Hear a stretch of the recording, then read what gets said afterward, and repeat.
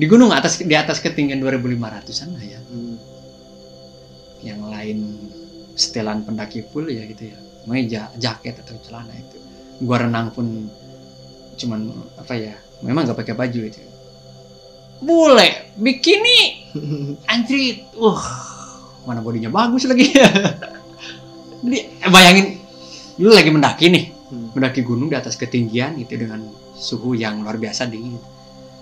Lihat bikini dan tuh di pantai sih oke ya, di pantai oke, apalagi di gunung, Bali, di Lombok pakai bikini lumrah. Di gunung, nih bener nih gunung, gue bilang ini anjir, gue bilang bikinian di gunung edan.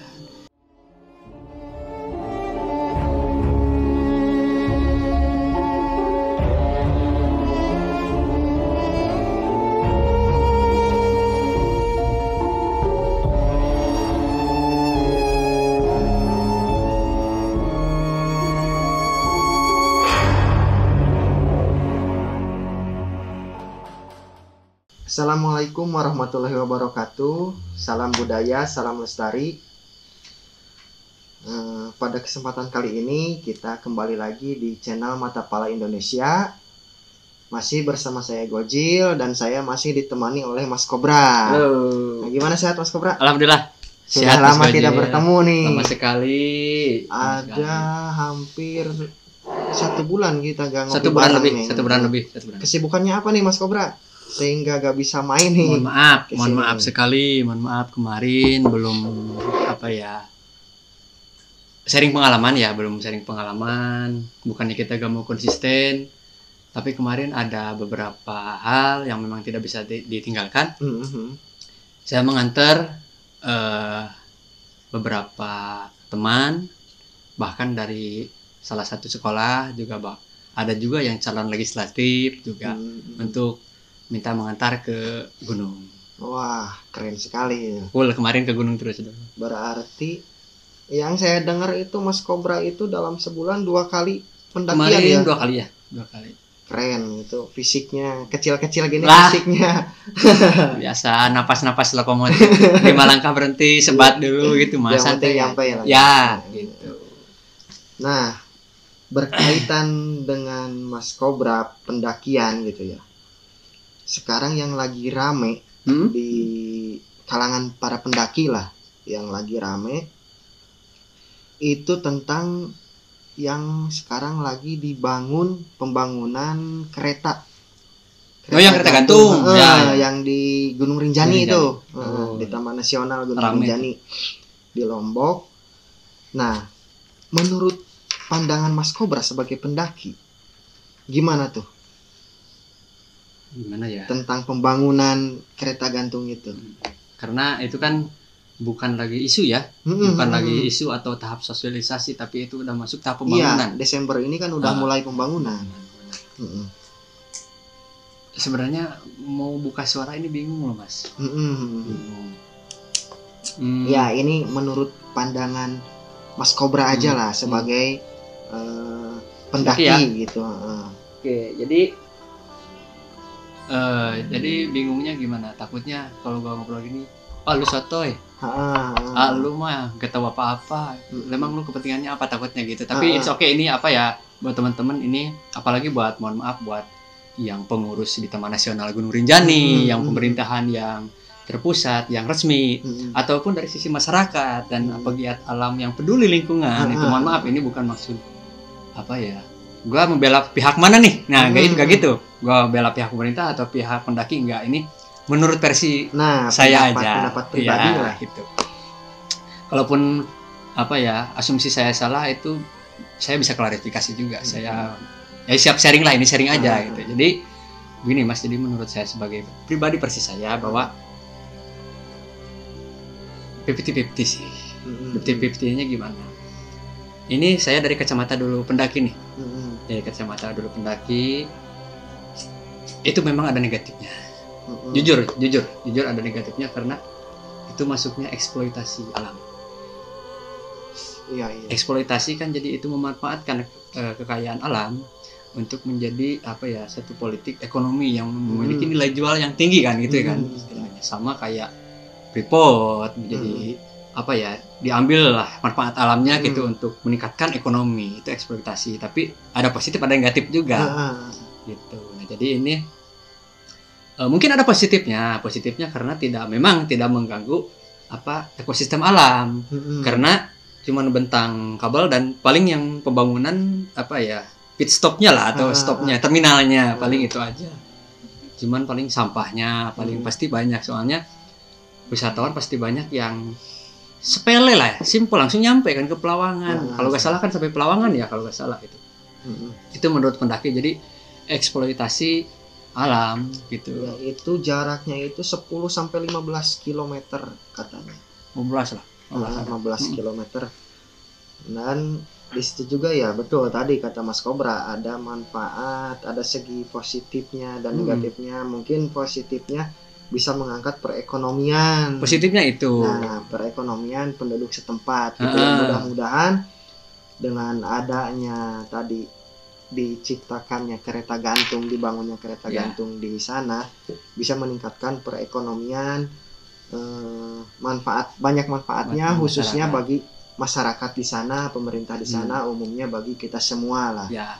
Nah, mungkin gitu. Mungkin kita pembahasannya cukup segitu aja ya tentang itu.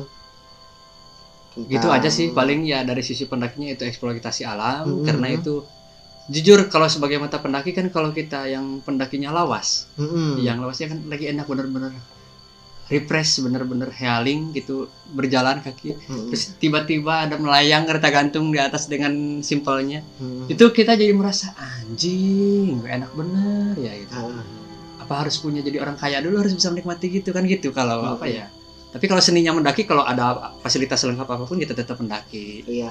Soalnya ada mungkin bagi para pendaki kayak Mas Kobra dan teman-teman itu kan ada tujuan tersendiri, ada kenikmatan tersendiri, betul, mungkin gitu ya. Mungkin. Dan ditakutkan juga karena ini kan investornya juga dari luar negeri. Kalau dari mata saya, persis saya lah ya. Jadi yang ditakutkan adalah udah alamnya dieksploitasi ya. Nanti juga keuntungannya berapa persen otomatis masuk dong ke investor dong. Ke investor. Kecuali kalau uangnya itu hanya menggelontorkan itu bukan invest tapi apa meminjamkan. Tapi kalau pun meminjamkan itu kan harus mengembalikan. Itu kan jadi keuntungannya kembali ke sana gitu, bukan buat masyarakat. Memang. Nah, itu dari sisi pendaki ya. Ini dari sisi pemerintahan memang satu benar tadi ngangkat ekonomi. Perekonomian masyarakat targetnya setempat, berarti market pasarnya yang ekonominya mid to high end gitu kan. Jadi ke yang kaya lah. Jadi yang punya ekonominya nilai duitnya tinggi bisa naik ke sana, otomatis dong pendapatan gede.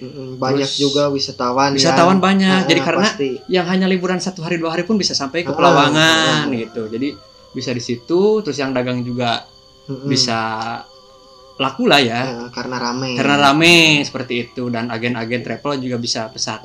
Cuman ada satu yang saya takutkan, itu kasihannya nasib porter pendaki. Itu saya nggak tahu sistemnya kayak apa. Apakah barang-barang bisa naik beserta pendakinya? Apakah hanya orangnya saja yang di atas tapi logistiknya di bawah porter jalan kaki? Mungkin itu oke ya, bisa masih memanfaatkan ekonomi para porter. Tapi kalau bisa naik sama porternya, sama barang-barangnya kan, ya buat apa jasa porter? Toh ada kereta buat bawa barang ke sana gitu. Nah, berkaitan dengan porter tadi mungkin ya pemerintah setempat juga gak semata-mata langsung membangun. Betul. Sebelum berembuk ada musyawarah ya, ada musyawarah dari pendaki penggiat gunung dan sebagainya. Perwakilan ya, terus dari paguyuban porter juga mungkin. Itu gitu. Pasti itu ada ininya. Nah, it's okay kalau masalah itulah kita stop aja ya, Mas. Kita skip aja ya, tapi harapannya mudah-mudahan banyak manfaatnya buat khususnya masyarakat, umumnya buat negara kita. Nah, iya, mudah-mudahan berjalan dengan lancar semuanya. Amin.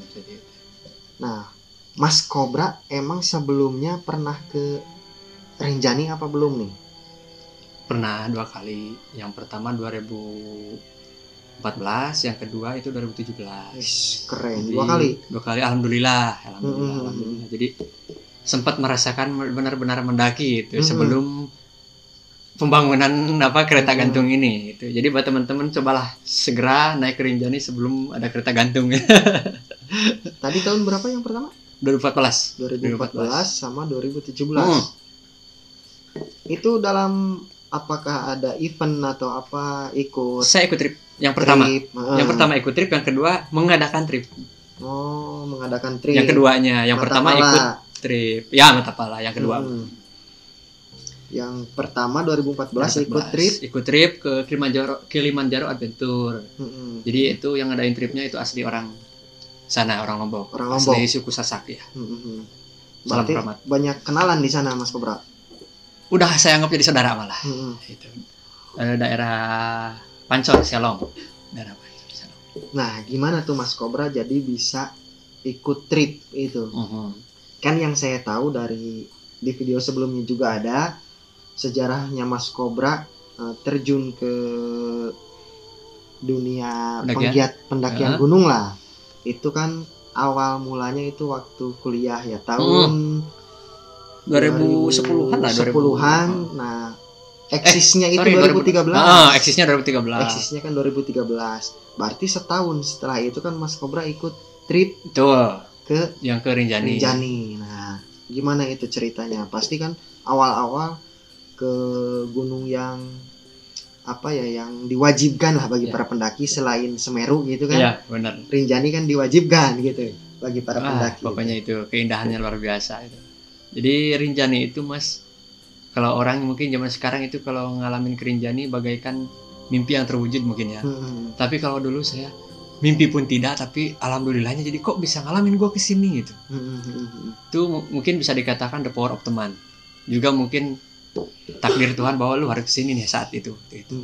Gimana? Karena gini, awal mendaki yang ya bisa dibilang pendakian ya, yang ketinggian 3.000 ke atas itu istilahnya. 3.700-an. Nah, apalagi Rinjani 3.700-an kan. Jadi awalnya memang pernah sempat dibahas kemarin di video yang sebelumnya jauh-jauh Semeru kan. Saya pernah ngebahas bahwa Semeru adalah pintu gerbang menuju dunia pendakian yang lebih wah lagi. Itulah gerbangnya. Dari situ ternyata yang jadi kru waktu ngadain trip Semeru itu ini Kilimanjaro Adventure Bang Pian. Orang Lombok asli. Nah, begitu selesai acara itu setahun kemudian dia ngadain ke Rinjani. Ya kan komunikasi terjalin kan gua kan. Otomatis dia share dulu zaman apa ya? BBM apa ya kalau misalnya ya 2014 BBM kalau salah. Masih BBM. Masih. BlackBerry Messenger. Ya, gua baca dong. Wih, Rinjani. Gue belum tahu dong Rinjani ada apa, gimana kondisinya di sana. Yang jelas ini Rinjani kayaknya hype banget gitu. Rinjani kayaknya populer banget itu, indah banget. Terus juga searching tapi belum ke YouTube dulu. Belum ke YouTube, hanya googling cuman gambar itu. Wah, anjir indah banget. Ditambah ada salah satu gambar yang ternyata si Gunung Rinjani ini menjadi background di uang 10.000 zaman dulu kan itu. Wah, anjir ini gunung. Di tengahnya ada danau, gue kira danaunya kecil, ternyata pas di sana buset. Dari situ gue mengiyakan bahwa ikut trip dia. Ikut trip ke Rinjani itu. Gue iyakan, gue ikut dengan seperti biasa, DP dulu.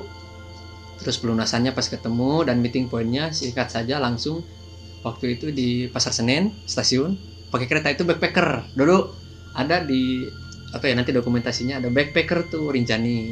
Kobra dari Tasik itu ya, sendiri? Saya mewakili Tasikmalaya waktu itu.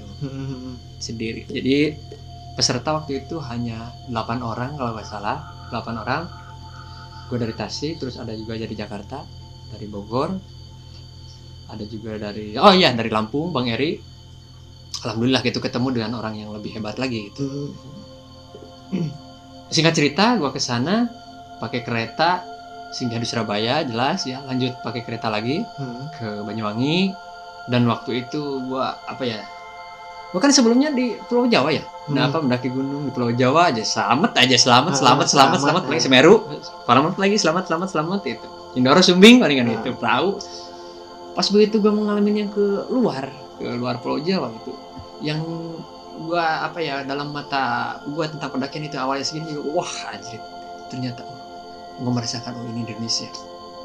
Gua baru tahu waktu itu ternyata stasiun yang di Banyuwangi itu benar-benar di bibir dekat pantai laut dah. Terakhirnya itu. Cuman berjalan kaki ya 10 menit juga nyampe. Udah di pelabuhan itu kan. cuma nyebrang aja. Cuman tinggal nyebrang aja. Jadi wah excited banget kan itu. Gue pikir kan stasiun di tengah-tengah kota terus jauh ke pantai gitu. Ini wah jadi suasananya udah apa ya, pelabuhan itu. Dan itu baru pertama kali gue naik kapal feri. Pertama kali, luar biasa. Alhamdulillahnya gue gak mabuk laut waktu itu. Cek KTP dulu kan seperti biasa. Ini gue diceritakan di sini bukan hal yang mistisnya ya, gue mau mengangkat keindahannya di gunung itu. Jadi waktu nyebrang itu ke Bali, alhamdulillah first time juga gue menginjakan kaki itu di Pulau Dewata, luar biasa indahnya. Tapi sayang tengah malam. Sampai ke sana sampai di Bali tengah malam karena ternyata ini gue boleh open bar apa enggak ya di sini ya tentang transportasi, mungkin ini udah juga gak apa-apa ya. Jadi bebas. Ada tips juga nih ya buat teman-teman ya. Jadi buat teman-teman yang mau ke Rinjani lewat Bali, lewat Pulau Dewata, usahakan sampai di Pulau Bali di pelabuhannya Gilimanuk ya. Gilimanuk yang awalnya sini. Itu kalau bisa jam 12 malam deh. Gue saranin jam 12 malam. Jangan siang atau pagi atau sore gitu. Kenapa? Karena ternyata ada dari Gilimanuk ada bus yang langsung ke Padang Bay, jadi ujung Bali sini ke ujung Bali sana. Dan anehnya, bukan aneh ya, gimana ya, itu entah memang udah tradisi mungkin di sana, udah terjadwal itu. Sedianya itu bis yang trayek dari Gilimanuk ke Padang Bay itu yang langsung hanya ada dari jam 12 sampai jam 2 malam. Ya, hanya 2 jam. Serius. Karena kalau lu pagi-pagi aja, subuh aja deh, atau pagi atau apalagi siang, nggak ada ya ke sana. Mau gak mau lo harus ke Denpasar dulu. Berarti beberapa kali transit ya, berapa kali naik angkutan. Betul. Dengan biaya yang otomatis double. Kenapa gue bilang double? Gue real aja di sini waktu sebelum pandemi ya, gak tahu sekarang. Dari Gilimanuk itu sampai Denpasar itu 70.000. Dari Denpasar di ke Padang Bay itu 70.000. Itu tahun sebelum pandemi 2014 waktu itu, 2014. Dan itu belum kalau lu nggak kena calo. Kalau kena calo abis dulu. Maaf ya, bukan menjelekan salah satu terminal yang ada di Indonesia. Cuman memang ya udah jadi rahasia umum lah. Terminal yang di Surabaya, yang di Denpasar dan di Lombok itu memang rawan calo ya itu. Untuk hati-hati aja. Nah, itu jadi triknya itu, jadi usahakan jam 12 malam lu di Gilimanuk kalau mau ke Padang Bay langsung, itu biayanya langsung Padang Bay itu 70.000. Kalau yang langsung. Tapi dengan catatan jam 12 malam sampai jam 2 malam pagi. Hanya 2 jam itu. Hanya 2 jam itu. Jadi kalau lu siang lu harus double. Harus punya 150-an untuk nyampe ke Padang Bay. Itu salah satu buat teman-teman triknya ya, itu di Bali. Begitupun juga yang dari sana ke sininya. Nah, ini tips yang bagus juga nih bagi teman-teman yang pengen trip dari Pulau Jawa ke nyebrang ke Lombok lah. Lombok itu untuk yang backpackeran lah. Tapi kalau lu punya duit mah itu ya bukan masalah gitu. Kalau mampir di mana-mana bodo amat itu. Kalau lu punya duit ya monggo itu, kalau sultan mah itu. Tapi itu kan bagi yang mau backpacker lah, menghemat itu kan. Kenapa tidak? Oke, singkat cerita sampai di Padang Bay. Gue singgah dulu di salah satu musola yang ada di sana, agak di pojokan sebelah Padang Bay ke arah kanan. Ada ngopi dulu di sana, nunggu penyeberangan, dan luar biasa. Pertama kali juga gue waktu itu ngopi sambil dengan pemandangan kan udah agak pagi-pagi ya, udah agak siangan sedikit. Yang orang-orang Bali yang pakai pakaian khas Bali yang kalau bahasa Sunda nyuhun di atas kepalanya banyak numpuk-numpuk dengan lepas tangan juga diem gitu kan. Luar biasa ini Indonesia, udah excited banget lah. Singkat cerita gue nyebrang. Waktu karena backpacker ya, kita gak pakai kendaraan ya. Jadi waktu itu dari Ketapang ke Gilimanuk hanya biayanya 6.500 kalau gak salah. Cuma 6.500 kita nyampe Bali waktu itu dari Pulau Jawa akhir gitu. Nah, dari Padang Bay ke Lombok Lembar itu waktu itu 45.000 dengan jarak tempuh 7 jam. 6 jam lah kalau arusnya aman. Berarti Mas Cobra itu menghabiskan waktu berapa? 10 hari men. 10 hari. Nah, makanya gua nyeritain di sini kenapa indahnya zaman dulu pendakian gitu di Rinjani dibandingin sekarang. Dari sekarang kan otomatis teknologi masuk kereta gantung. Dulu nggak ada, dan sekarang kan waktu dibatasi. Dulu bebas. Oh iya, sekarang kan 3 hari ya. 3 hari sampai 4 hari lah. Sampai 4 hari. Maksimalnya 4 hari lah katanya sekarang setelah pandemi. Setelah pandemi kan. Gua dulu 5 hari, men. Di atas. Di atas. Itu 5 harinya di gunungnya, belum di jalan itu. Belum di Gili Trawangan. 5 hari di atasnya puas banget gitu. Jadi indahnya mungkin yang harus dijaga ya itulah prosesnya mungkin di mata pendaki, makanya gak mau ada teknologi masuk itu karena ya itulah seninya gitu. Kan ada beberapa aturan yang diterapkan juga. Itu kan peraturan adat setempat, peraturan daerah setempat dari pemerintahan juga untuk kebaikan masyarakat. Itu kan untuk kebaikan lingkungan itu sendiri gitu. Betul, seperti itu. Waktu itu singkat cerita gue sampai Lembar, alhamdulillah lancar ya. Waktu itu gue dari Pelabuhan Lembar jalan kaki ke salah satu masjid yang dekat pelabuhan.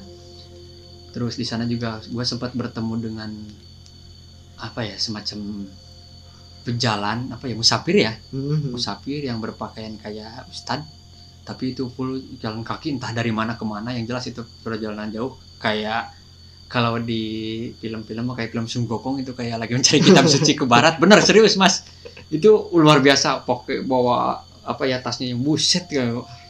Tapi pakaiannya pakaian kiai gitu. Kalau sekarang Joko Kendil seperti itu, bener-bener pejalan itu. Tapi bukan 1 orang 2 orang, itu 5 orang. Oh banyak kan. Banyak kan. Itu luar biasa bilang. Gue aja yang backpacker gini pegel, ini jalan kaki full katanya. Ya mungkin dia musafir, entah apa tujuannya kemana. Nah Mas Cobra, waktu itu ketemu sama teman-teman rombongan itu di mana itu? Ketemu sama rombongan yang apa, pendakian. Itu kan meeting point di Jakarta, man. Jakarta di Pasar Senen, ketemu dengan seluruh peserta tuh. 8 orang. Yang 8 orang itu termasuk 1 orang Bang Pian yang orang Lomboknya. Dia standby di Jakarta. Jadi jadi memang dia dulu bukan basicnya apa, tinggalnya sambil usaha mungkin di Jakarta. Cuman nggak domisili berKTP, KTP tetap di Lombok, cuman lama di Jakarta. Bareng sama dia. Bareng sama dia. Didampingi dari Jakartanya ke Lomboknya gitu. Nah, sampai di Lembar, dijemput, ada kendaraan jemputan. Waktu itu alhamdulillah luar biasa indah sekali. Tapi waktu itu gak langsung ke base camp Sembalun, gak ke Rinjani langsung.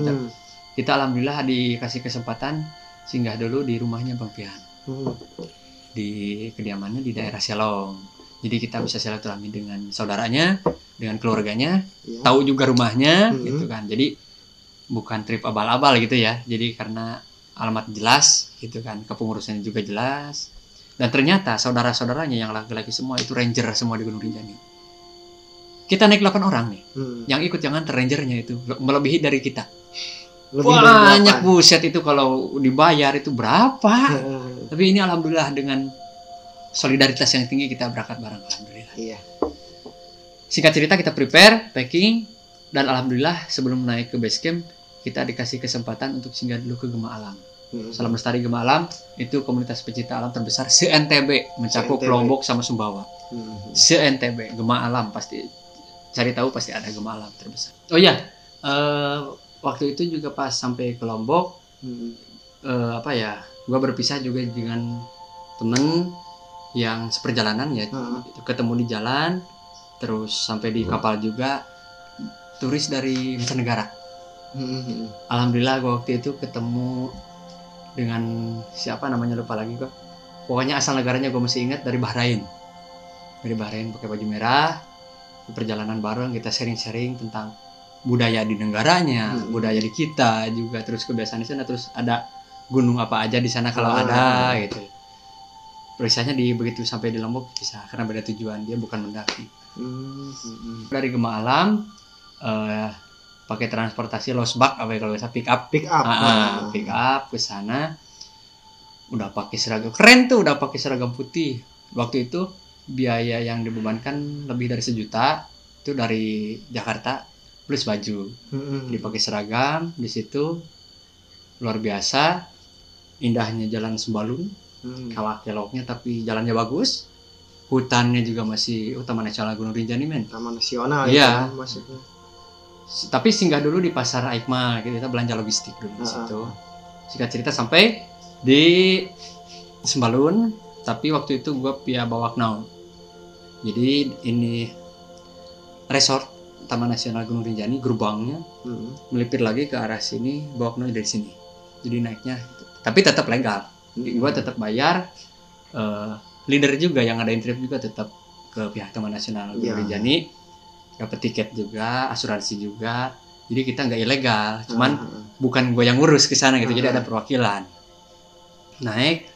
Waktu itu gua pertama kali yang namanya naik gunung itu kayak tanpa tujuan, Mas. Tanpa tujuan. Kenapa? Saking jauhnya.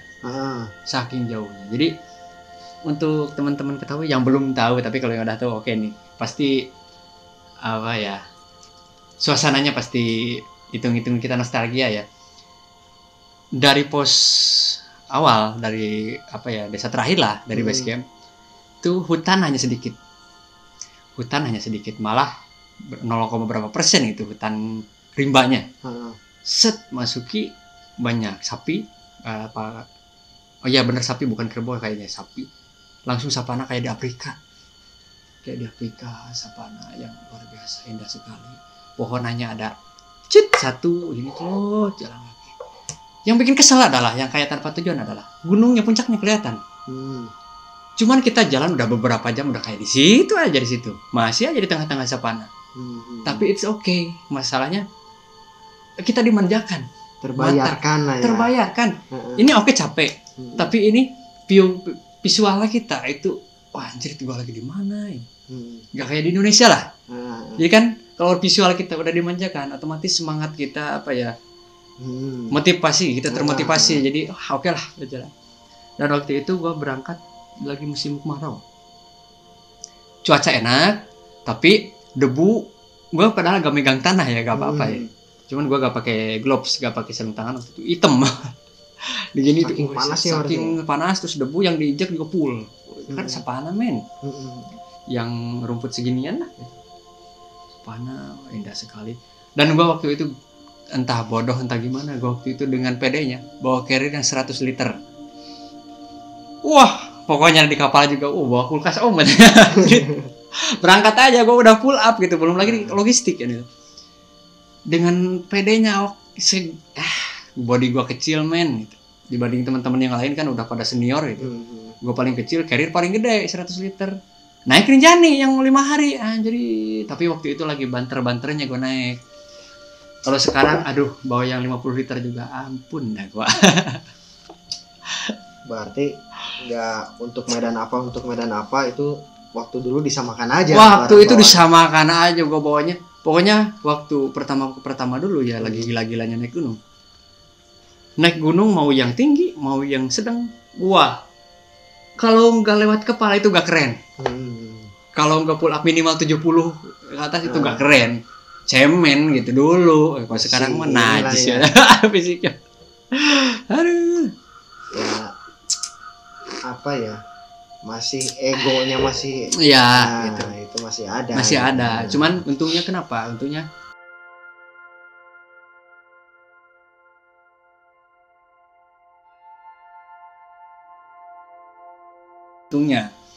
tapi mungkin ya resikonya sekarang udah mulai agak kerasa gimana. Betul itu Mas mungkin. Oke, singkat ceritanya waktu itu gua ngecamp di pos 2 pada Balong apa ya kalau gak salah ya. Namanya pos 2, pokoknya pos 2 yang setelah jembatan tuh yang dekat mata air. Gua pertama kali ngecamp itu di situ. Karena waktu itu gua berangkatnya enggak terlalu pagi-pagi amat sih dari Lombok. Agak sorean. Jadi pas begitu nyampe di Bawaknau itu malam. Jadi gue nge-trek malam waktu itu. Cuman malam tapi kan karena gak hutan rimba, karena savana jadi jelas dong. Jalur udah ada. Wah, bukannya ada lagi. Enak jalur. Apalagi kan tadi bareng sama orang-orang sana. Orang-orang gitu sana kan. Aman pokoknya. Udah jelas. Ngecamp di situ dan apesnya. Masih ingat gak cerita yang waktu di Semeru? Pertama kali waktu ke Semeru 2013 ikut trip. Kebakaran waktu itu kan. Di Semeru lagi kebakaran hutannya. Di Rinjani sama. Ada dokumentasinya. Malah di dokumentasi kayak awan gitu ke puncak, padahal itu asap. Lagi kebakaran juga. Oh iya, lagi musim kemarau. Lagi musim gitu kemarau, itunya juga buset kuningnya, sapananya kan kalau musim penghujan hijau, tapi kalau kemarau kuning. Kebakaran. Apesnya. Jadi di tiap kali gue yang menginjakan kaki yang gunung yang populer, yang taman nasional, yang keren gitu istilahnya kan, Semeru, Rinjani, kebakaran, ini ada aja gitu kan, kebakaran. Gue harus berurusan dengan api lagi. Tapi itu bukan masalah ini ya, menjadi nyali kita. Oh iya betul. Bukan jadi down, justru jadi wah jadi ini tantangan nih gitu kan. Jadi wah lagi banter-banternya gitu. Oke lah gitu api. Dari pos 2 ngecamp seperti biasa, istirahat karena perjalanan capek banget. Kalau gak salah itu mau nyampe jam 12 malam gua. Di pos 2 aja. Di pos 2. Karena berangkatnya kan setelah maghrib ya malam. Nyampe ke pos 2 itu hampir jam 12 lah itu. Santai juga sih. Besoknya jam 8-an biasa sarapan dulu. Malah sarapannya alhamdulillah gue pertama kali bisa sarapan dengan malum gue orang kampung ya, dari Tasikmalaya juga ujung bukan kota. Jadi waktu itu sarapan dan di gunung yang populer itu bersama bule itu luar biasa. Seninya luar biasa itu di situ pendakiannya. Gue merasa anjir gue lagi mendaki di luar negeri gitu kan. 80% bule waktu itu. Hanya segelintir orang gue temu dengan lokal, kecuali porter kan itu. Kebanyakan bule, alhamdulillah gitu kan. Jadi gue mengalami, jadi ada komunikasi juga, kita bisa belajar dengan bahasanya, dengan budayanya gitu kan. Minum makannya juga udah aneh gitu kan. Jadi banyak lah pembelajarannya di situ. Jadi bahwa di situ kita harus menghargai kultur negara lain itu. Oke, setelah sarapan kita berangkat lagi menuju pos 3. Di pos 3 waktu itu yang masih sebelum gempa ya, yang kemarin masih stabil lah, waktu jalurnya belum aneh-aneh seperti biasa. Di saung yang di pos 3 di shelter kita istirahat dulu, makan juga, ngopi dulu, bahkan berfoto dengan banyak sekali kera, mohon maaf monyet. Lanjut lagi ke pos 4. Nah dari pos 4 mata gue terbuka luar biasa, maksudnya anjir ini yang mau gue daki ke sini gitu. Belum puncak itu, gue melihat jalur aja. Gue di Rinjani kan teman-teman pasti udah tahu nih. Jadi teksturnya dari bawah, dari base camp itu menuju ke pos 3 atau ke pos 4, sapana kayak di Afrika. Kayak di Afrika, sapana gimana sih? Itu yang banyak singa ya kayak itu, pandangan jerapah kan gitu. Seperti itu. Pohon hanya ada 1, 2 itu satu buat berteduh ya, pleng, panas lagi. Pas sampai ke pos 4, hal yang harus dilewati itu 7 Bukit Penyesalan namanya. 7 Bukit Penyesalan. Kenapa tuh sejarahnya itu? Nah, mungkin ya, tapi nggak tahu dari cerita orang sana gitu. Tapi menurut gua itu kenapa mungkin dinamakan 7 Bukit Penyesalan? Karena mungkin di situ yang namanya hanya dari pos 4 itu cuman, padahal mau nyampe ke Pelawangan Sembalun, mau ke camp terakhir lah sebelum puncak gitu. Ya harus melewati 7 bukit itu. Dan 7 bukit itu bukan landai, bukan melipir. Pucuk-pucuknya dilewati terus gitu. Luar biasa, itu 7. Bukan 1, 7. Jadi yang 7 itu bener-bener didaki, bukan melipir. Karena rata-rata kalau banyak bukit yang dilewati melipir lah, pinggirnya di Semeru kan melipir. Kalau ini ke pucuknya turun terus lagi, ya, sampai 7 kali. Sampai 7 kali punggungan bukit itu. Mungkin itu yang dinamakan 7 bukit penyesalan. Luar biasa. Karena menguras tenaga, mungkin bikin menyesal lah kan sana mungkin itu.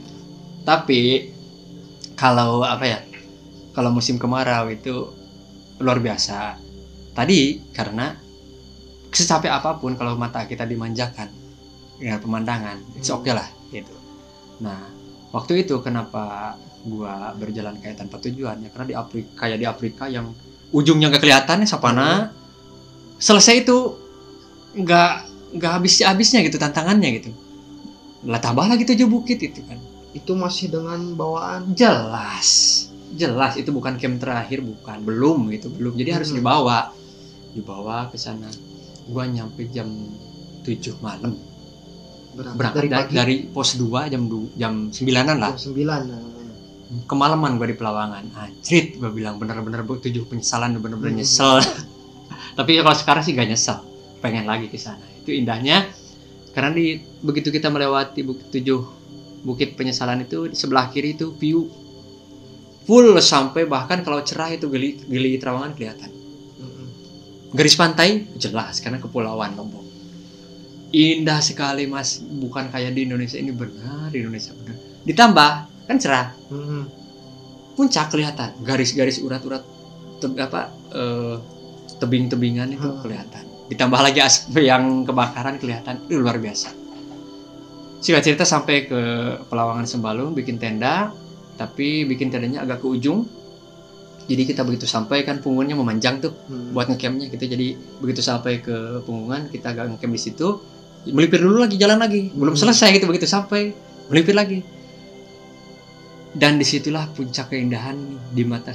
Baru kali itu mata gua diperlihatkan pemandangan yang sangat indah sekali. Baru kali itu selama gua hidup. Berapa waktu itu gua umur sekitar 25 tahunan lah, 26. Baru kali itu gua melihat pemandangan seindah itu di dalam negeri. Malam gitu pemandangan. Meskipun malam, jelas karena lagi musim kemarau. Jadi begitu naik kan Sapana, naik 7 bukit, terus Punggungan Pelawangan. Langsung di bawahnya itu begitu nyampe Danau Segara Anak. Indahnya. Di gambar di Google itu kayak kecil Pan. Pas nyampe ke sana, wah jerit ini danau segede gini ada di atas gunung, gue bilang. Gak nyangka lah Mas, jadi ada danau sebesar itu ada di atas gunung dengan ketinggian di atas 2.500. Danau segede itu. Dan bener waktu waktu itu belum turun karena harus muncak dulu kan. Gue sempat bertemu dengan orang yang pernah ke sana, bahkan ke Bang Piannya yang ngadain trip. Gue nanya, kalau mau ke sana itu berapa jam? Kiranya nyampe ke sana itu 2 jam, 3 jam lah. Setengah hari katanya. Wah, anjing, setengah hari juga. Berarti kalau di jam itu bisa nyampe 6 jam gitu. Bener. Itu terbukti dengan waktu itu gue turun. Dengan jarak tempuh 6 jam, tapi danaunya masih kelihatan besar. Gede banget Mas, malah lu tahu pohon cemara tuh kan banyak banget di bawah, kayak rumput. Anjrit gua bilang. Padahal pas di sana itu besar-besar itu. Cemara sih segimana gedenya, yang udah gede tuh. Buset. Malah gunung yang baru jarinya, gunung yang anak gunungnya ya, ini baru jari yang di tengah-tengahnya itu kelihatan imut sekali kayak puting. Maaf, kayak puting gitu. Pas gua turun ke bawah, buset tuh, anjing banget. Saking turunnya benar-benar. Jadi kalau mau ke danau itu lu naik, muncak, turun. Seperti itu di Rinjani, luar biasa itu. Nyampe ngecamp oke lah ya. Terus sosialisasi dan pendaki lain, ada juga teman-teman gua ketemu dengan orang yang dari Republik Dominika, terus dari Ceko, terus kebanyakan sih Australia. Kebanyakan Australia karena negara luar yang rasnya bule kayak bisa dikatakan bule, itu yang paling dekat itu Australia. Kalau yang Malaysia, Singapura, terus Filipina, yang kesananya Thailandan itu kan masih rasnya si fisiknya mirip-mirip kita masih lah. Tapi kalau udah bule yang pirang-pirang blonde kayak itu kan Australia, terus kesana lagi Amerikaan gitu. Jadi banyaknya Australia. Sosialisasi di situ bahasa Inggris dengan gua terbata-bata semampunya, tapi alhamdulillah dapet. Istirahat, besoknya muncak. Jam berapa coba tebak muncaknya gua makan? Biasanya kan jam 1. Nah itu jam 1. Biasanya kan kalau Semeru kan ya oke lah jam 3. Jam 3. Oke lah ya. Atau Selamat jam 5 juga masih oke nyampe. Puncaknya jam 1 men. Anjrit. Gua tidur kan jam 11 habis gak ada. Jam 1 udah bangun gua. Tadi dari Pelawangan Sembalun. Dari Pelawangan Sembalun. Pelawangan Sembalun bagi yang belum tahu itu adalah camp terakhir. Pusat camp terakhir. Adapun ada satu lagi Pelawangan Senaru. Terus ada Pelawangan Tibanu, terus ada Pelawangan lain, itu dari jalur lain. Cuman yang dari Pelawangan Senaru itu memang jalur lain. Kalau mau ke puncak itu mau gak mau lo harus ke Pelawangan Sembalun dulu. Tetap balik lagi. Bayangin. Bayangin Mas. Bayangin aja dulu, jangan dulu dijalanin ya. Kalau naik dari Semeru, Senaru. Kalau naik dari Senaru, naik dari base camp Senaru ya, sampai ke Pelawangan Senaru. Si puncaknya di seberang. Di bawah danau, turun lagi ke danau dulu, naik lagi, baru muncak naik. Bayang. Makanya kebanyakan orang yang naik Rinjani awal untuk naik itu mesti lintas, itu ngambilnya Sembalun dulu karena langsung Pelawangan Sembalun langsung muncak.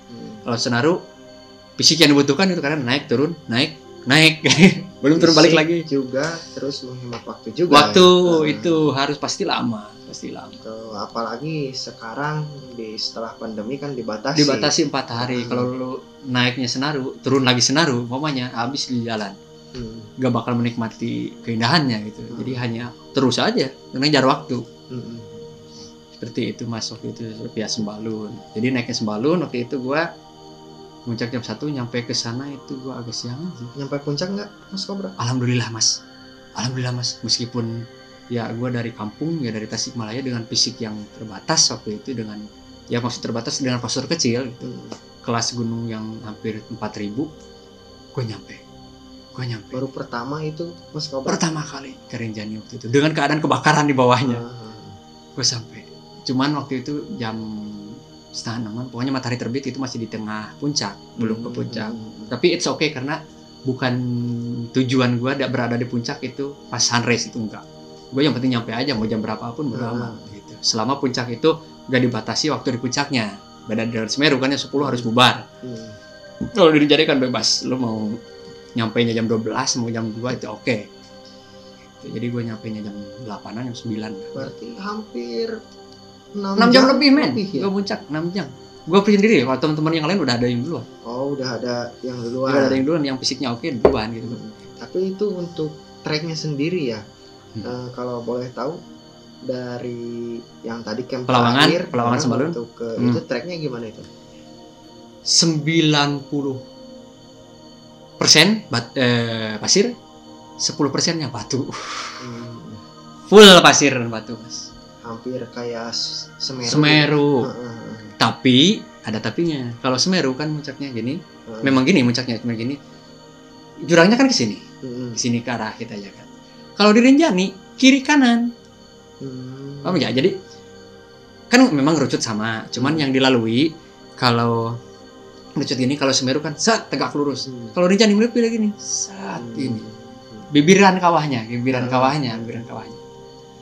Jadi karena kiri kanan jurang. Rinjani juga kan termasuk gunung Merapi yang masih aktif sekali. Yang Gunung Barujarinya yang di tengahnya itu. Kalau nggak salah dulu yang masih fullnya sebelum letusan tahun berapa itu diperkirakan ketinggiannya mencapai 5.000-an sebelum letusan. Ya. Itu. Sekarang jadi 37-an. 37-an kalau sekarang. Nah, Mas Cobra nyampe ke puncak. Biasa di puncak foto-foto, cuman gak lama karena ngantri. Dan untuk teman-teman ketahui kalau mau ke Rinjani itu wajib pakai gaiter ya karena full pasir. Terus jaga keseimbangan, jaga langkah.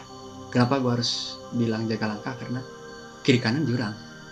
Lu kepleset ke sebelah kiri nih, kalau mau naik ke sebelah kiri itu balik lagi ke jalur pendakian yang sapana full.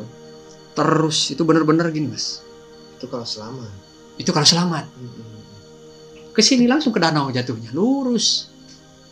Dengan ketinggian. Wah, gak tahu deh berapa ratusan meter itu jelas.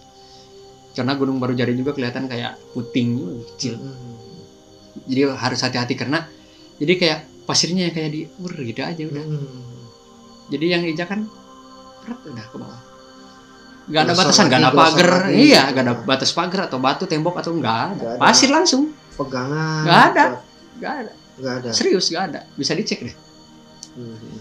Malah kalau ini pinggiran ya. Kalau kita nginjak terlalu pinggir itu, pasir langsung ke sini pasirnya. Kalau kita gak jaga keseimbangan sama kitanya jatuh gitu.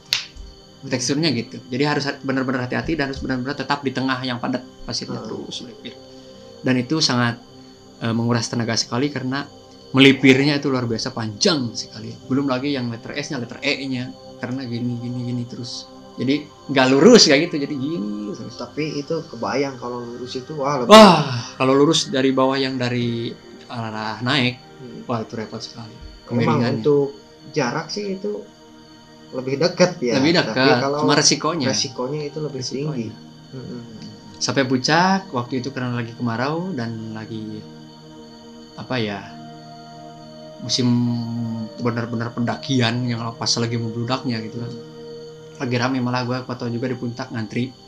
Nanti tapi alhamdulillah teman-teman yang sampai ke puncak pun mereka menunggu dan menyambut saya. Alhamdulillah. Berarti terakhir Mas Kobra. Bisa dikatakan terakhir gue. Sampai puncak. Karena santai sih gue, santai. Tapi menikmati. yang 8 orang itu semua sampai puncak. Semua sampai, termasuk yang bukan hanya peserta aja, semua juga yang antar kita juga pada puncak. Karena waktu itu kebetulan ada salah satu anak ranger sana yang berulang tahun, jadi merayakan ulang tahun anaknya, bikin banner, terus ada yang bikin balon, tiup balonnya, benar-benar santai lah. Tapi anaknya gak ikut, masih gak ikut. Kirain gak ikut kan. Kalau gak ikut gue pasti ada dokumentasinya.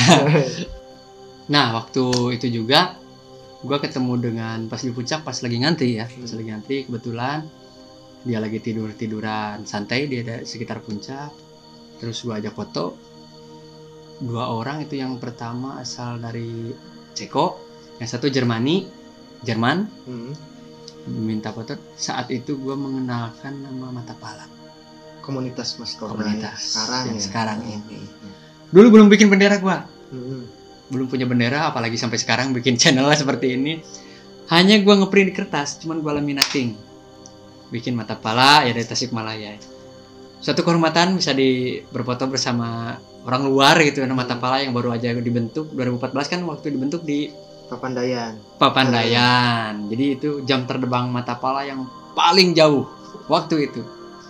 Benar-benar luar biasa. Membawa komunitas sendiri yang baru lahir, yang gue bentuk sendiri meskipun anggotanya baru 5 orang gitu kan. Ya alhamdulillah. Nah di situ juga sempat bincang-bincang mempertanyakan bahwa Matapala itu apa. What is naon lah ya, udah naon. apa ini kertas apa Matapala gue jelasin ya. Matapala itu merupakan my community, komunitasku from Tasikmalaya, terus Jawa Barat, kenalkan.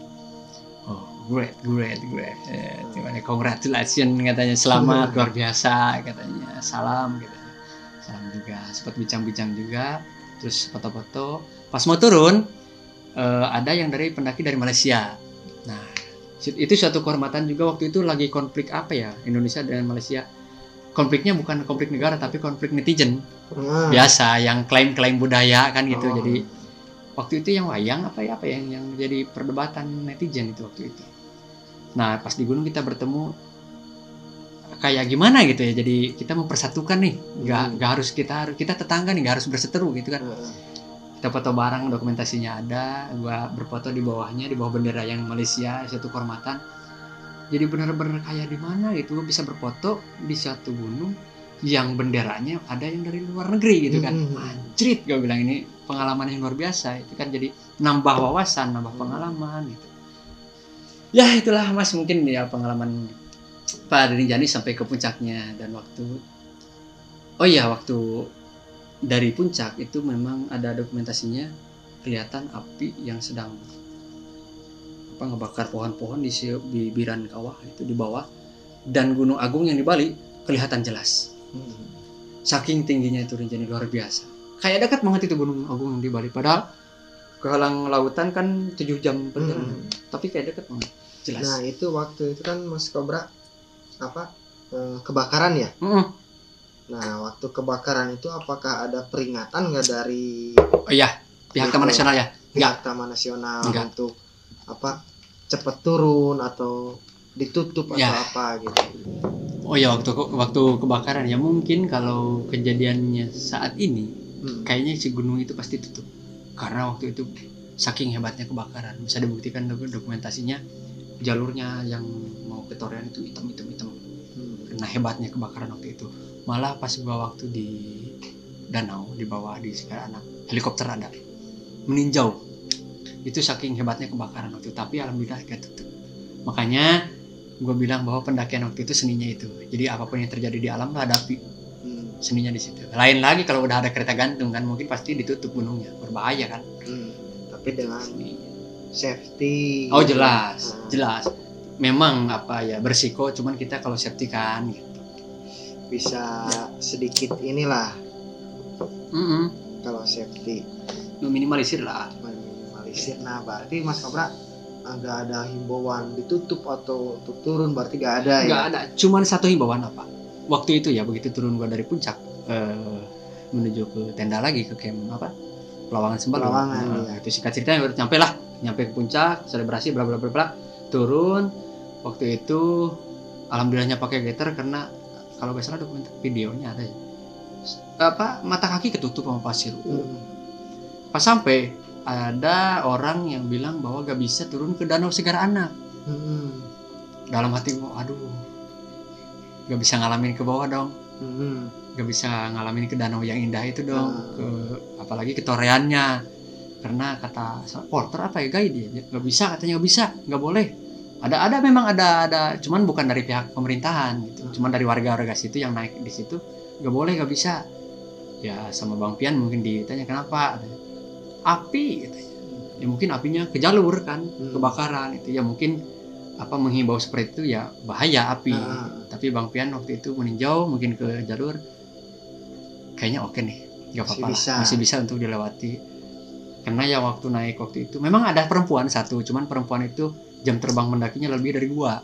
Namanya si Dewi, namanya Teh Dewi, salam lestari. Dia satu-satunya cewek yang ikut. Dia luar biasa jiwa petualangannya. Jadi kita rembugan gimana? Turun nggak? Cuman kalau turun resikonya gini, api menjalar, asapnya full. Lu kuat napas gimana? Kita sepakat turun dong. Udah jauh-jauh dong, masa mau turun lagi ke Sembalun? Turun. Langsung packing turun, bener di jalan. Berarti di bawah itu. Bawah yang carrier gue yang 100% full semua. Bawa semua turun. Tapi alhamdulillah jalan yang kita lewati nggak sampai kita melangkahi api lah istilahnya ya, nggak sampai terhalang atau gimana itu, nggak ada pohon tumbang pun atau cuman asap-asap doang lah, bisa jalur aman lah ya, jalur aman. Cuman makan waktu yang luar biasa waktu itu karena ya itu hambatannya asap, jadi kan ngap, langkah pun nggak terlalu cepat, jadi makan kehalang asap. Gua turun ke camp waktu dari puncak itu sekitar sebelum duhur, turun langsung packing terus turun ke danau itu nyampe maghriban lumayan setengah hari. Yang diprediksikan itu kan 6 jam bener. Itu bener. Cuman ya kalau normal nggak kebakaran bisa lebih cepat karena yang berangkat kan itu semua lah senior semua itu, kecuali gua paling yang bukan, tapi kan insya Allah ngimbangi lah. Nyampe ke sana alhamdulillah malam ngecamp dan istirahat. Banyak orang di sana. Masih banyak. Surga sekali, banyak. Berarti indah sekali. Yang dari kebakaran tadi aman lah ya. Aman. Gua gak berimbas negatif atau fatal itu, cuman yang agak panas body aja itu gerah. Cuman yang deket ke jalur itu api udah mulai padam, hanya tinggal asap yang terus abunya hitam juga. Jadi hanya gerah karena panas bakaran gitu kan, nggak apinya nggak bekas bakaran itu, bekas bakaran doang, jadi nggak ada api yang menjalar gitu. Sampai ke danau emang agak maghrib udah malam lah, istirahat. Dan besoknya alhamdulillah ya karena belum ada aturan yang tertulis batasan waktu, itu happy hours. Jadi happy hours itu acara bebas, seharian full itu aktivitas bebas di situ. Jadi kalau sekarang kan 4 hari otomatis harus turun dong. Tapi waktu itu bebas, gue mancing. Dan waktu itu gue pertama kali yang namanya mancing di gunung dengan bukan kolam ya istilahnya ya. Ikannya dapatnya yang buset segede gini nih. Gue gak percaya awalnya, anjir masa dapat segede-gede gitu. Gue coba, padahal bukan pakai alat pancing yang profesional ya, cuman dari batang-batang pohon, terus pakai tali yang biasa. Coba ya, dapat, jadi cepet dapatnya itu. Dan gue tanya kenapa ikan-ikannya besar gitu. Jadi ada sejarahnya yang dipercaya oleh warga di situ, bahwa katanya dulu, tapi nggak tahu nih mitosnya mungkin. Katanya Soekarno pernah kesini nabur benih ikan katanya gitu. Gak tahu tapi ya mungkin itu cerita rakyatnya. Nah, waktu itu gue juga yang coba mancing dengan pelatan yang bukan profesional, yang pakai ranting pohon. Dapat bener. Sempat foto juga hasil tangkapan, tapi bukan punya gue pribadi dari gabungan jadi banyak gitu.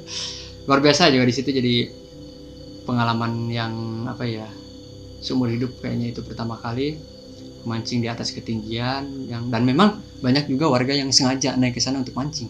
Sengaja, itu bukan mendaki. Jauh-jauh sengaja ke sana. Dan oh ya, waktu itu juga pertama kali gue yang ngalamin mandi di atas ketinggian di gunungnya, dan ya mungkin kata gue sih bisa dibilang satu-satunya yang di gunung pendakian yang ada hot springnya di atas loh. Sempat berendam. Yang menuju sorenya gue ke arah mata air, ke arah menuju jalur Torean itu ada air terjun, airnya hangat. Alami, itu alami, bukan buatan itu alami. Berenang di sana luar biasa enak sekali Mas Bajil. Kayaknya satu-satunya deh di Indonesia deh. Begitu turun dari puncak masih di lokasi, kita dimanjakan dengan air hangat. Itu kayak dipijit, enak sekali. Relax sekali. Dan ada bonusnya nih buat teman-teman semua. Di gunung di atas ketinggian 2.500-an lah ya. Yang lain setelan pendaki full ya gitu ya. Meja, jaket atau celana itu.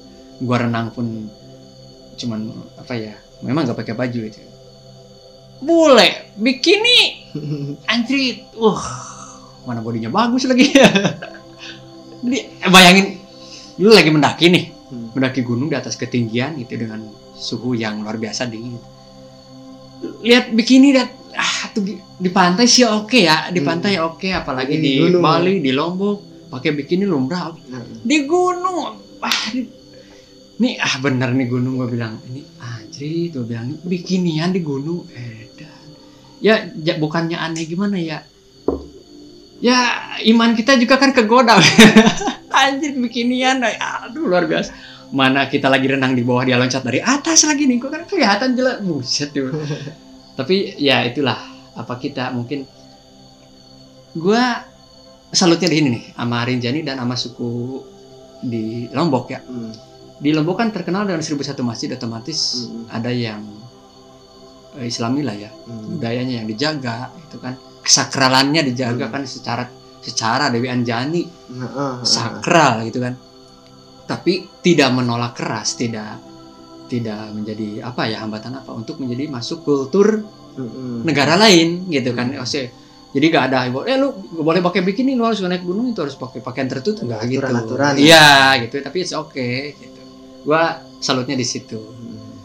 Kayak bikinian loncat, wah tepuk tangan, seru, jadi keseruan dengan mancanegara gitu di situ. Habis capek gitu, berendam, dan katanya juga dari belerangnya bisa apa ya, menjaga perawatan kulit, segala macam lah aktivitas banyak gua juga, ada gua susu, gua putri, banyak lah. Jadi Rinjani itu banyak bonus.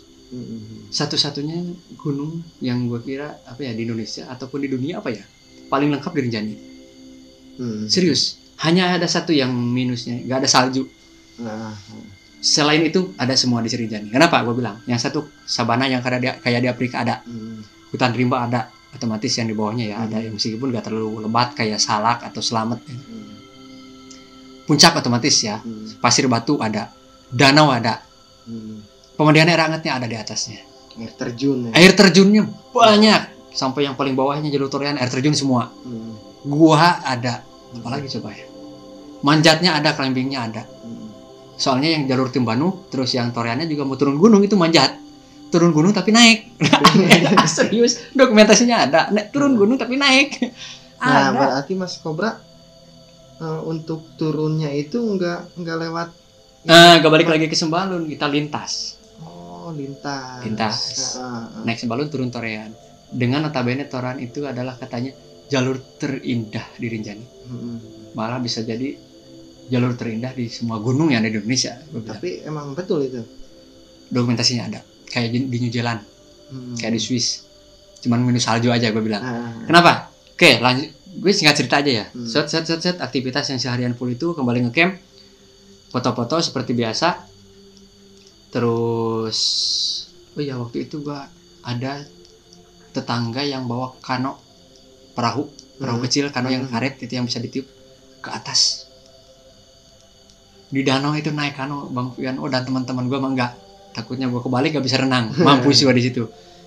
Jadi ke tengah danau pakai kano itu luar biasa di atas gunung. Itu warna aktivitas gue waktu itu. Selain mancing, naik kano, mandi air hangat, kan itu satu yang luar biasa dalam pendakian ya. Terus ada juga yang menawari mau ke Gunung Barujari gak katanya, ke tengah.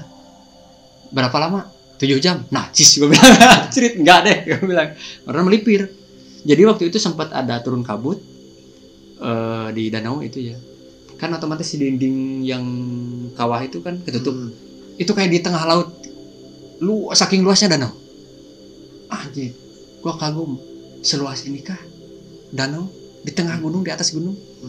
Dan gunung yang Barujari itu setinggi ini kah? Semegah ini. Gede berarti ini kawah.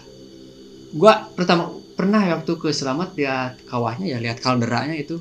Gua bilang kan 10 sampai 100 kali lipat lapangan bola itu ya. Ini lebih luas lagi. Malah bisa beberapa puluh kali lipat dari kaldera Selamat. Lebih luas lagi, luar biasa. Ranu Kumbolo juga berapa kali lipatnya itu. Luar biasa. Singkat cerita turunnya yang jalur Torian, yang lintas itu. Terus apa ya, yang melewati gue berenang di berendam air hangat. Kenapa bener dikatakan indah kayak di New Zealand atau di Swiss? Karena jalur itu diapit 2 tebingan. Yang ini tebingan yang, jadi ini kan jalur Sembalun nih, Pelawangan yang di atas kayak yang 7 Bukit Penyesalan kan naik, terus dinding curam tebingan. Nah, ini yang dari jalur Senaru. Nah, kita yang di tengah Torian ini di tengah-tengahnya. Jadi otomatis kan indah. Dan dinding ini, yang tebing ini, itu sapana full sama pohon-pohon. Jadi kan hijau. Wah.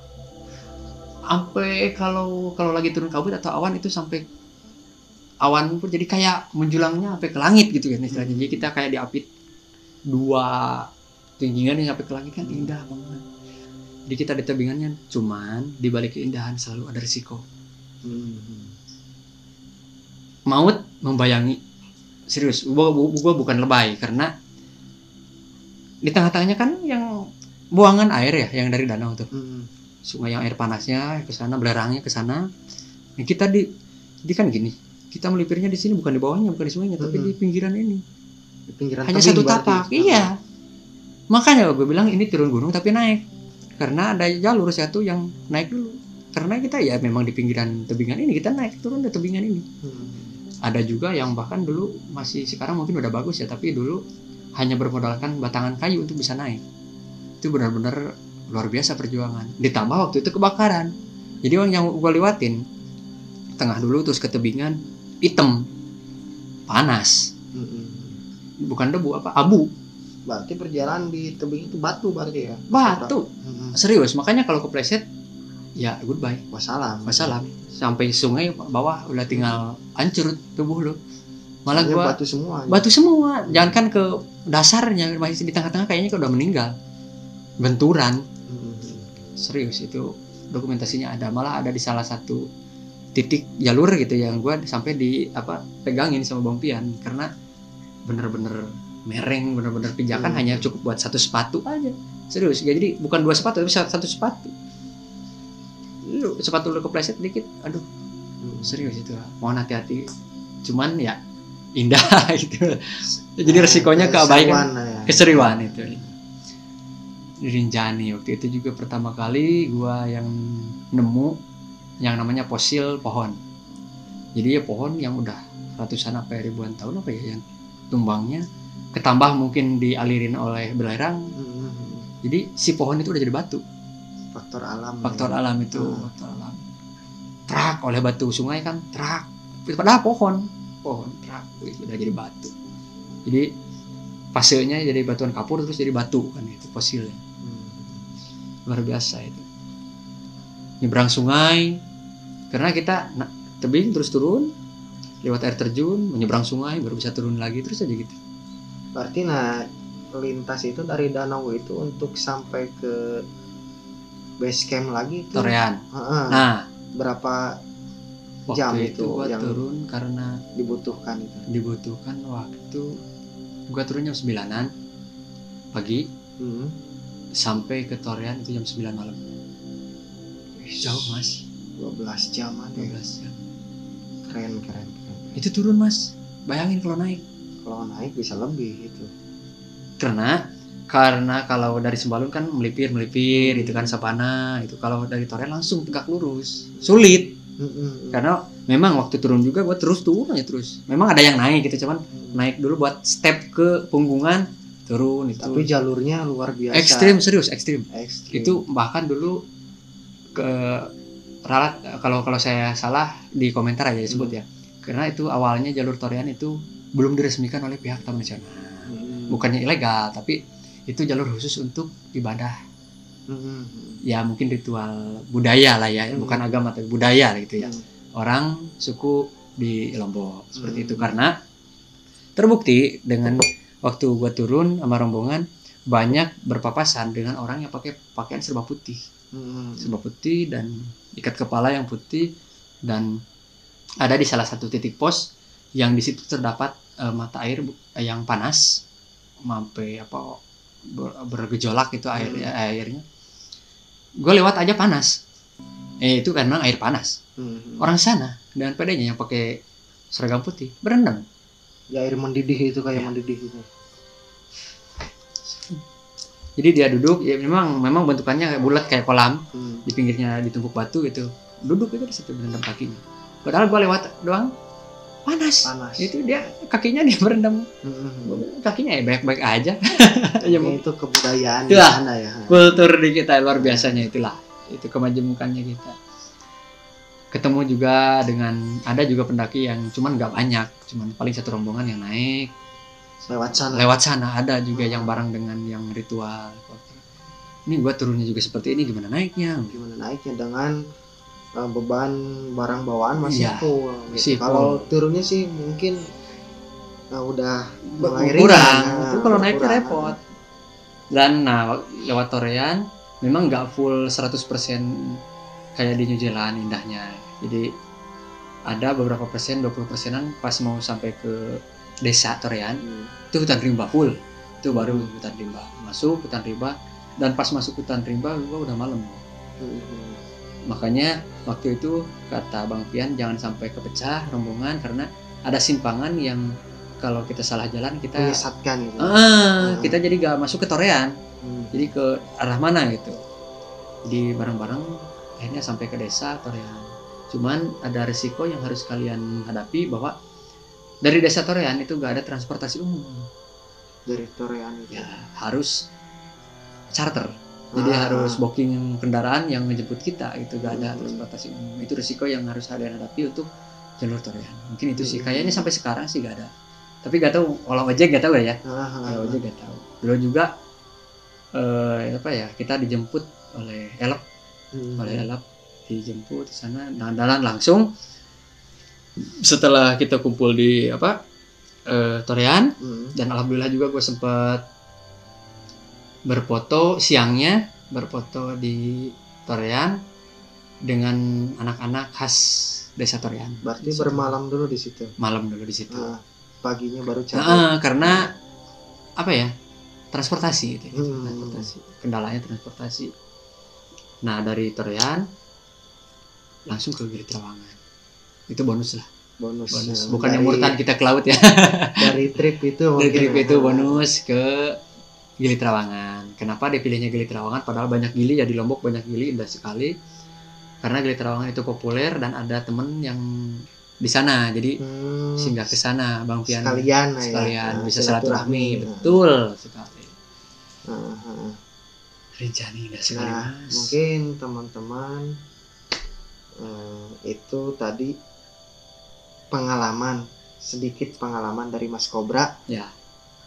Yang tahun 2014 beliau sudah naik ke Gunung Rinjani. Ya. Yang notabene mungkin baru pertama kali mendaki dengan ketinggian tersebut yang hampir 4.000 lah, 37 sekian. 3726. Nah, pengalaman Mas Cobra waktu itu ikut trip dari Kilimanjaro Adventure ya, dari NTB Bang Pian. Nah, dari cerita Mas Cobra tadi, dari pengalaman Mas Cobra tadi mendaki gunung teman-teman bisa ambil yang positifnya. Mungkin tadi Mas Kobra banyak tips dan trik buat teman-teman, jadikan apa ya, motivasi teman-teman, jadikan salah satu lah mungkin yang bisa diambilnya nih teman-teman kalau mau mendaki ke sini kan. Benar. Tadi ada tips dan triknya dari Mas Kobra. Mungkin ya gitu Mas Kobra. Video kali ini buat apa ya, mengobati rasa rindu teman-teman. Ya, mantap pala. Jadi kemarin-kemarin kan banyak apa ya, menceritakan tentang mistis. Itu kan bukan menakut-nakuti, tapi untuk menjadi edukasi dan kita jadi siap dan jadi hati-hati kita. Di Rinjani juga ini Mas, meskipun apa ya, dengan notabene ini gunung paling indah katanya di Asia Tenggara kan. Bahkan sekarang jadi geopark kan, taman dunia gitu kan. Makanya kereta gantung bisa masuk karena ini taman dunia. Itu tidak menutup kemungkinan ada hal mistisnya, banyak ada. Di balik keindahan itu. Ini sampel aja ya, bukan menakut-nakuti, ini sampel. Katanya kalau di Rinjani bisa melihat kuda terbang, kuda sembrani. Itu orang yang paling beruntung. Dan kalau gak salah waktu itu Bang Eri sempat melihat itu di arah gunung yang Sangkareang. Sangkareang itu masih dalam kawasan Taman Nasional masih Rinjani. Cuman yang punggungan yang dekat ke apa, Senaru, dekat ke Senaru. Nah di situ, nah dari arah situ katanya ada kuda terbang. Itu satu apa ya, keberuntungan gitu. Nah teman-teman juga ya bisa itu dari obrolan Mas Kobra barusan, dibalik semua video-video kita yang menceritakan mistis, itu juga banyak keindahan yang di Gunung Selamet, yang di apa, Sindoro Sumbing dan lain-lainnya. Nah Mas Kobra kan belum menceritakan keindahan-keindahannya. Mungkin di video selanjutnya kita gali lagi pengalaman Mas Kobra di gunung-gunung mana tentang keindahan dan teknis pendakiannya lah. Teknis pendakian, tips, triknya gimana, terus mungkin kesulitannya atau apanya. Nah kita belum menggali, dan baru sempet di video sebelumnya kita menggali mistisnya aja gitu. Nah mungkin untuk video kali ini mengobati rasa rindu aja. Kita sudah lama gak ngopi santuy bareng. Bener. Nah dicukupkan sekian dulu ya Mas Kobra ya, untuk video kali ini cukup. Sekian aja cukup. Ada satu kata mutiara ya. Nah, silahkan kata mutiara buat teman-teman. Kata teman saya yang di Lombok, jangan ke Lombok. Meskipun ini tempat yang paling indah ya. Karena gua berasumsi karena memang Lombok itu indah. Bahkan pantainya lebih indah, banyak yang lebih indah dari Bali. Serius. Kata teman saya jangan ke Lombok. Gue sempet kaget, kenapa? Jangan ke Lombok, nanti kalian gak mau pulang. Bener. Pikir-pikir bener, karena saking indahnya, saking nyamannya, betah lah ya. Di Gili Trawangan gak ada polisi, bener. Polusi gak ada karena kendaraan hanya andong, kuda ya, terus sepeda. Berarti bener yang dinyanyikan oleh salah satu grup band itu. Nah itu ini gua nambah lagi cerita di apa nih, dikit nih. Gak apa-apa dikit ya. Waktu itu ada hal kocak. Gua kan bukan, meskipun gua suka musik, gua kan bukan basicnya di reggae ya. Gua basicnya di rock. Begitu barang-barang ditaruh di pelabuhan Bangsal. Itu pelabuhan yang mau ke Gili Trawangan. Ada teman Bang Fian. Jadi ya itulah the power of teman. Jadi kita punya kenalan di situ. Jadi kalau kita mau ke Gili Trawangan, barang-barang bisa ditaruh di teman itu. Nyebrang, gua disambut dengan teman yang di Gili Trawangan, teman Bang Fian, ngumpul. Gua gak mau munafik di sini. Gua dulu waktu itu minum bareng. Terus sambil menikmati lah gitu kan di Gili Trawangan. Ada bule juga lagi minum-minum gini, yang di pinggir gua pakai baju belang kayak tukang sate Madura gitu, cuman warnanya hitam putih, pakai topi kayak topi copet kayak gitu kan. Bro, gua pamit dulu katanya, main dulu. Oh ya, tadi Bang. Gua siapa lu? Temen nih si Bang Jen. Bang Jahrudin. Lu gak tahu itu dia sih? Gak tahu itu. Lah. Itu katanya siapa ya? Richard. vokalis Gilis apa ya yang bikin Lombok Alapi apa ya pokoknya yang lagu itu reggae lah, artis reggae itu. Waduh artis saking bener-bener gue orang kampung, gue gak tahu dia siapa. Foto-foto. Ya kagak men, dia keburu main cabut main di salah satu kafe di Gili Trawangan. Oh, anjir Richard nih kalau gue foto-foto dikasih ke teman gue yang reggae, wah luar biasa kan. Dan ternyata barulah cerita panjang gue, lu kemana aja dasar lu katanya.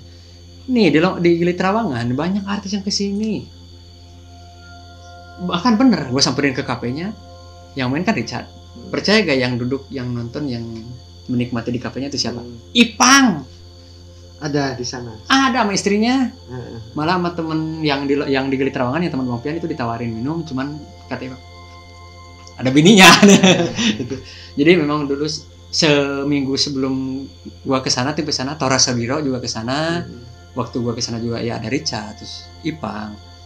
Tapi katanya jangan sampai berharap bisa foto bareng, karena yang ketika artis berlibur ke Gili Trawangan emang bener-bener pengen healing, bener-bener pengen itu, jadi gak mau ada gua artis nih foto bareng, enggak. Jadi kayak yang kalau minta foto risih gitu kan. Ya kita bareng-bareng lah healing kan gitu. Diganggu sama wartawan. Betul, nah itu ya. Jadi inginnya biasa aja, liburan aja gitu. Itulah menikmati benar-benar dia sebagai manusia di situ. Me time-nya di situlah gitu. Gue juga sempat ditawari bako dari Holland, dari Belanda, dari bule, salah satu bule, coba katanya tembakau dari Holland, dari Belanda. Anjir, garing banget sih. Anjir, garing banget sumpah. Gue gak kuat, sambil minum bir aja, sambil ditambah bir aja untuk bisa menikmati bako itu tetap masih kerasa gatalnya di sini luar biasa. Karena mungkin suhunya beda ya. Iya. Gue juga barter pakai bako yang dari Jawa gitu, gue bawa juga. Nggak ada apa-apanya katanya. Anjrit ya. Karena udah biasa. Itulah seninya di Lombok seperti itu. Itu benar-benar apa ya? Bisa tahu lah kultur. Bukan dari dalam negeri. Bukan hanya dalam negeri, itu dari mancanegara, luar negeri juga. Dan kenapa banyak bule? Gue baru tahu di situ karena yang hanya liburan ke Gili Trawangan aja di Lombok di pantainya itu udah ada agen-agen wisata, agen-agen tour and travel atau pariwisata yang langsung menawarkan paket pendakian ke Rinjani. Jadi ya mungkin yang niatnya mau liburan ke pantai boleh, terus ditawarin naik gunung, ternyata dari gunungnya tertarik naik. Jadi ya banyak boleh ke sana. Itulah mungkin banyaknya boleh di Rinjani seperti itu. Ditambah Gunung Rinjani adalah gunung populer. Itulah Mas seninya nih. Lombok. Nah, itulah pengalaman Mas Cobra waktu beliau mengikuti trip Kilimanjaro Adventure yang pendakian ke mana? Rinjani. Ke Rinjani, tapi banyak sekali bonus-bonusnya. Ya, itu full bonus menurut gue. Di perjalanan banyak sekali tadi, terus habis dari gunungnya Rinjani beliau langsung ke Gili Trawangan. Di situ banyak sekali pengalaman yang bisa mungkin Mas Cobra jadikan motivasi atau ide untuk kedepannya mungkin ya, dan tahu budaya luar, budaya setempat di mana, sehingga di sini kita jangan membeda-bedakan. Betul. Nah, budaya gitu kan, kita harus saling menghormati dan menghargai. Kita Bhinneka Tunggal Ika. Nah, meskipun kita nggak setuju gak setuju, nah kita tetap harus menghormati, itu wajib gitu. Betul.